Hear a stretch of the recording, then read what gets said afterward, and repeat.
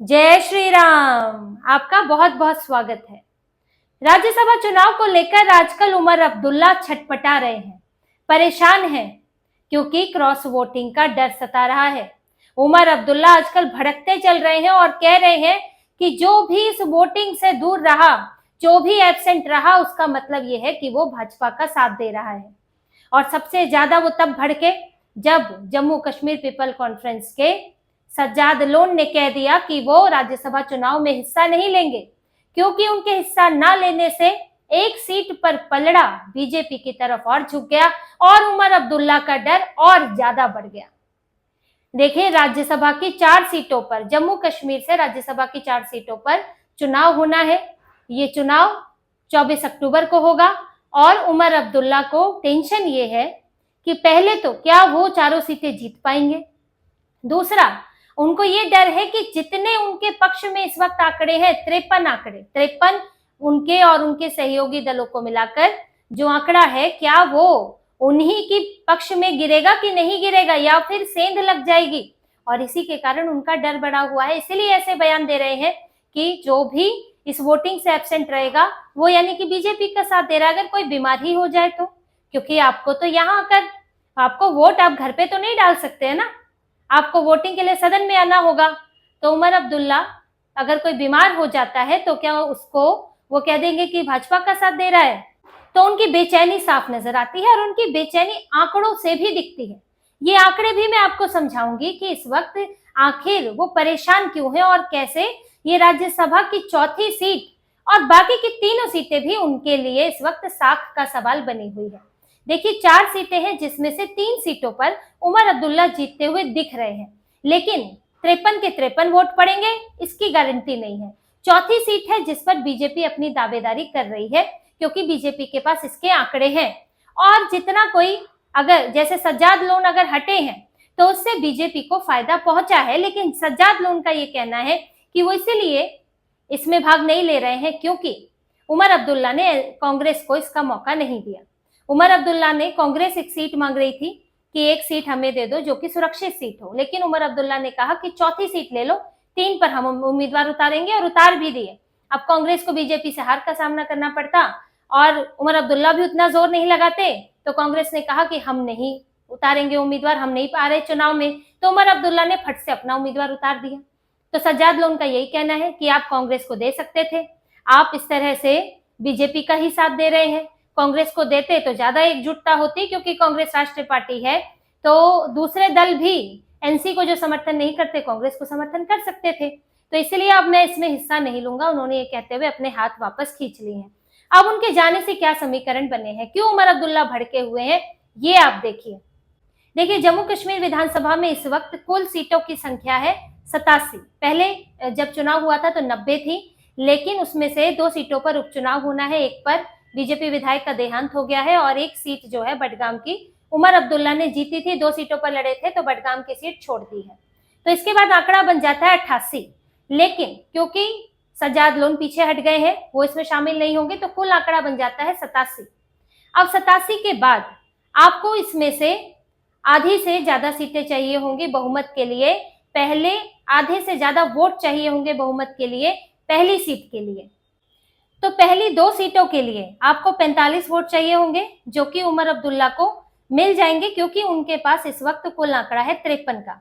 41 है, national conference के अपने विधायक है, उनके 42 हुए थे, लेकिन एक सीट उन्होंने खुद छोड़ दी है।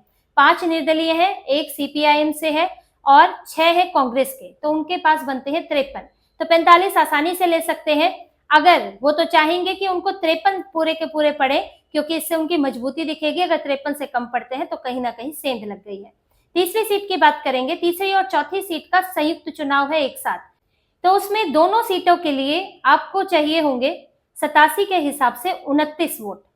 दोनों पर जीतने के लिए 29 वोटों की जरूरत होगी। अब उमर अब्दुल्ला पहली सीट पर तो आराम से 29 वोट निकाल लेंगे, फिर उनके पास बच जाएंगे 24। अब बीजेपी के पास इस वक्त 28 विधायक हैं, क्योंकि एक सीट पर निधन हो गया तो 29 जीती थी, तो 28 बचे हुए हैं। अब बीजेपी को जीतने के लिए मात्र एक और की जरूरत है, और एक और कौन हो सकते हैं? देखिए, जो एनसी गठबंधन के अलावा पीडीपी के पास 3 है, इंडिपेंडेंट 2 हैं और आम आदमी पार्टी के एक महराज मलिक है। अब यहाँ पर उमर अब्दुल्ला को 29 इकट्ठे करने के लिए 5 चाहिए। कह सकते हैं कि उन्हें महराज मलिक का मिल सकता है क्योंकि वो भी वोट दे रहे हैं, तो 25 हो गए, 4 और चाहिए। लेकिन बीजेपी को सिर्फ 1 चाहिए और वो 1 उन्हें कहीं से भी आ सकता है, यहाँ तक कि एनसी गठबंधन से भी आ सकता है। तो उमर अब्दुल्ला किसी भी तरह 1-1 वोट हासिल करके चौथी सीट भी छीनना चाहते हैं। महराज मलिक को जेल में वोट पड़वाया जा रहा है, हालांकि कोर्ट ने उन्हें इजाजत दी है, इसीलिए जम्मू कश्मीर सरकार ने, उमर अब्दुल्ला की सरकार ने कोर्ट में ही बैलेट बॉक्स पहुंचा दिया है कि वहीं से ही वोट डालो, हमारे पक्ष में वोट डालो कि हम जो है किसी तरह जीत सके। हालांकि महराज मलिक कहाँ डालते हैं तो ये तो महराज मलिक के ऊपर है। साथ ही उमर अब्दुल्ला को इसके बाद भी उनको इस बात का उनको एश्योरेंस नहीं है, इस बात की उनको विश्वास नहीं है कि उनके पक्ष में 29 वोट पड़ जाएंगे या उनके पक्ष में पूरे के पूरे 53 वोट पड़ेंगे, जो पहले की 2 सीटें हैं। बीजेपी ने इन चारों सीटों के लिए 3 उम्मीदवार उतारे हैं, पहली 2 पर भी उतारा है, वहां से उनकी दिल की धड़कन बढ़ा दी है अब्दुल्ला की, और उन्होंने चौथी सीट के लिए भी सतपाल शर्मा को उतारा है, जो कि एक मजबूत उम्मीदवार है और उन्हें समर्थन मिल सकता है बीजेपी के बाहर भी। तो यहीं से टेंशन बढ़ रही है। बीजेपी ने जो प्लानिंग की है, देखिए ऐसे ही तो उम्मीदवार उतारे नहीं है बीजेपी ने। अगर लगता कि हारना ही है या फिर सेंध नहीं लगा सकते तो बीजेपी उतारती ही नहीं। बीजेपी की प्रदेश इकाई ने ये बैठक की, केंद्र स्तर के भी नेता शामिल हुए थे, जिसके बाद फैसला हुआ था कि चारों सीटों पर उतारेंगे। लेकिन चारों सीटों पर उतारने का फायदा नहीं था, क्योंकि आपको 1 के लिए 29 चाहिए, उसके बाद आपके पास बचते नहीं है, तो इसीलिए 1 के लिए उतारा गया संयुक्त चुनाव में। और यहाँ पर अब उमर अब्दुल्ला अपने लिए वोट जुटाए। अब बीजेपी से उन्हें डर ये लग रहा है क्योंकि उनकी अपनी पार्टी के अंदर इस वक्त सहमति नहीं है, उमर अब्दुल्ला को लेकर नाराजगी चल रही है। और नाराजगी की वजह देखिए, एक तो पूर्ण राज्य का दर्जा है कि उमर अब्दुल्ला अभी तक पूर्ण राज्य का दर्जा हासिल नहीं कर सके। वो बीजेपी के पास जाते हैं, रिक्वेस्ट करते हैं, लेकिन हासिल कुछ नहीं होता, और इससे उनके विधायकों को अपने क्षेत्र में लोगों के विरोध का सामना करना पड़ता है। तो अल्टीमेटली उनको रहता है कि भाई उमर अब्दुल्ला प्रयास ठीक से क्यों नहीं कर रहे हैं। फिर उमर अब्दुल्ला कभी सख्त होते हैं भाजपा पर, कभी नरम हो जाते हैं भाजपा पर, कभी एलजी के खिलाफ बोलते हैं, कभी नहीं बोलते हैं। तो वो तो बीच का रास्ता लेकर चल रहे हैं। उनको लगता है कि पूर्ण राज्य का दर्जा तो इतना जल्दी मिलना नहीं है, तो मुझे बार बार बोलते भी रहना है कि पूर्ण राज्य का दर्जा दिलाएं और संबंध भी खराब नहीं करने हैं, तो इसलिए वो बीच का रास्ता अपनाते हैं। इस वजह से उनके विधायकों को भी उन पर संशय हो जाता है। फिर जो इंडिपेंडेंट उनके साथ पार्टी में शामिल नहीं हुए, यानी कि सरकार में शामिल नहीं हुए 2 इंडिपेंडेंट, उनको कोई इंश्योरेंस नहीं है कि उनको दे देंगे, कोई पक्का तो है नहीं। पीडीपी के 3 विधायक है, जो जरूरी नहीं है कि वो पीडीपी के हिसाब से चले, क्योंकि व्हिप जारी नहीं होता। सबसे बड़ी बात है, देखिए व्हिप जारी नहीं होता है तो दल बदल कानून लगेगा नहीं, कोई भी कहीं पर वोट दे सकता है। इसीलिए उमर अब्दुल्ला ने बयान दिया है कि अब इस चुनाव में साबित होगा कि किसकी तरफ निष्ठा है, आखिर कौन असल में किसकी तरफ है। ये सारे बयान देखिए उमर अब्दुल्ला की तरफ से आ रहे हैं, भाजपा की तरफ से नहीं आ रहे हैं कि जो शामिल नहीं होगा, जो एब्सेंट हो जाएगा वो भाजपा की तरफ है, ये साबित करेगा किसकी निष्ठा है। ये सब भाजपा तो नहीं बोल रही है कि अब निष्ठा साबित होगी, भाजपा ने तो उम्मीदवार उतार दिए हैं। तो डर उमर अब्दुल्ला को है, उनको ये भी भरोसा नहीं है कि 41 उनके जो विधायक हैं वो उनको ही वोट डाल देंगे। क्या समीकरण बनते हैं, क्या बातचीत होती है, किसकी किस तरफ सहमति है, ये तो वोटिंग के बाद ही मालूम पड़ेगा। जैसे कि उपराष्ट्रपति चुनाव में हुआ था, कांग्रेस ने वोटिंग के बाद कहा था कि 315 हमको ही पड़े हैं, हमारे 315 हैं, लेकिन 15 तो अयोग्य हो गए। हो सकता है कि इसमें भी कोई अयोग्य हो जाए। जब अयोग्य हो जाता है तो उसके बाद आंकड़ा अपने आप घट जाता है, क्योंकि वो एब्सेंट की तरह हो गया है। और देखिए उमर अब्दुल्ला को लेकर कांग्रेस के अंदर भी बहुत गुस्सा है, क्योंकि ना तो राज्यसभा चुनाव में कांग्रेस को सुरक्षित सीट दी और ना ही उपचुनाव में कोई सुरक्षित सीट दे रहे हैं। उपचुनाव होना है बडगाम और नगरोटा सीट पर।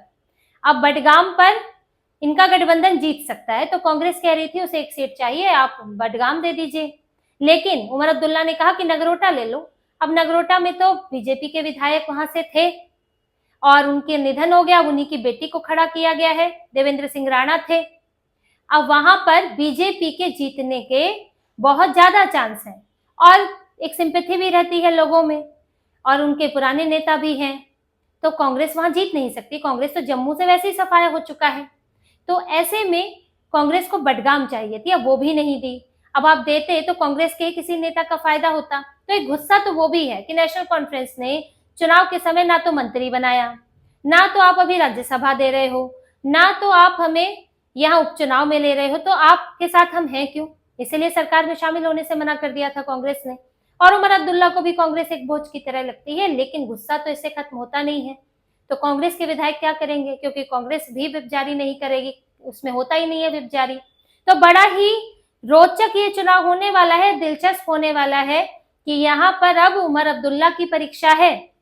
बीजेपी के लिए भी चुनौती है, ऐसा नहीं है कि चुनौती नहीं है, एक सीट तो हासिल करनी ही है, लेकिन चुनौती बहुत थोड़ी सी है, एक वोट चाहिए। और अगर किसी ने कोई एब्सेंट ही हो गया उसी दिन तो आंकड़ा और नीचे आ जाएगा, अपने आप 28 तक पहुंच जाएगा, और 28 बीजेपी के पास है, उमर अब्दुल्ला के पास नहीं है। और उमर अब्दुल्ला को तो हर जगह अपनी मजबूती साबित करनी है, जहां पर सिंगल सिंगल भी है, जहां पर संयुक्त भी है।